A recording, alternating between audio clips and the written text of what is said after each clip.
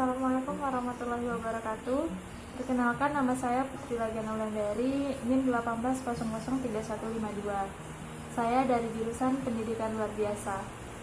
Kali ini saya akan menjelaskan tentang administrasi peserta didik dalam mata kuliah Administrasi dan Supervisi Pendidikan.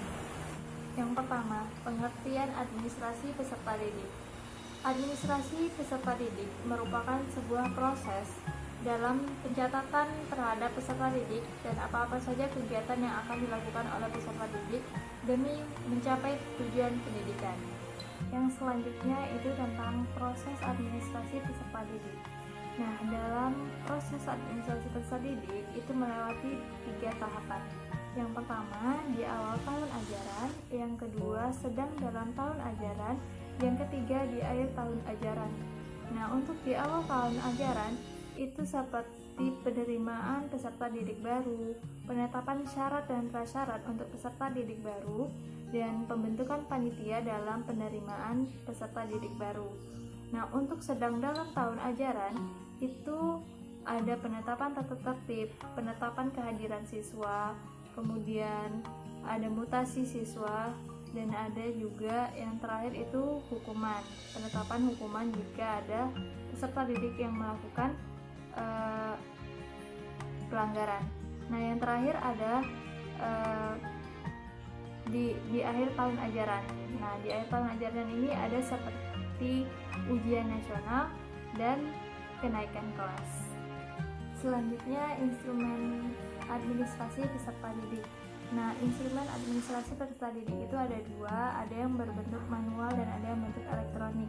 Nah, kenapa ada 2? Nah, yang biasanya manual ini akan menjadi arsip bagi sekolah, dan yang elektronik ini memiliki keunggulan lebih daripada yang manual, di mana instrumen elektronik ini akan lebih mudah digunakan, lebih teliti, lebih mudah untuk melakukan pengupdatean, kemudian juga dalam melakukan pengiriman dan penerimaan itu juga lebih mudah, dan tentunya untuk kapasitas lebih besar daripada yang manual. Nah,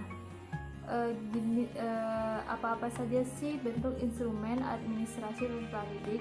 Nah, itu ada buku induk, kemudian buku kleper, ada daftar presentasi peserta didik, daftar mutasi peserta didik, buku catatan pribadi peserta didik, kemudian daftar nilai, buku ledger, dan raport peserta didik. Selanjutnya adalah peran guru dalam administrasi peserta didik. Nah, jadi guru juga berperan dalam administrasi peserta didik, misalnya seperti pencatatan kehadiran peserta didik, kemudian pencatatan nilai peserta didik, melakukan atau mengajarkan disiplin kepada peserta didik, melakukan pengkelompokan peserta didik, menentukan kenaikan kelas peserta didik, dan pengelolaan dalam kelas. Jadi guru juga termasuk suatu peran yang sangat penting dalam administrasi peserta didik. Itulah penjelasan dari saya. Jika ada salah, saya mohon maaf. Saya akhiri dengan wassalamualaikum warahmatullahi wabarakatuh.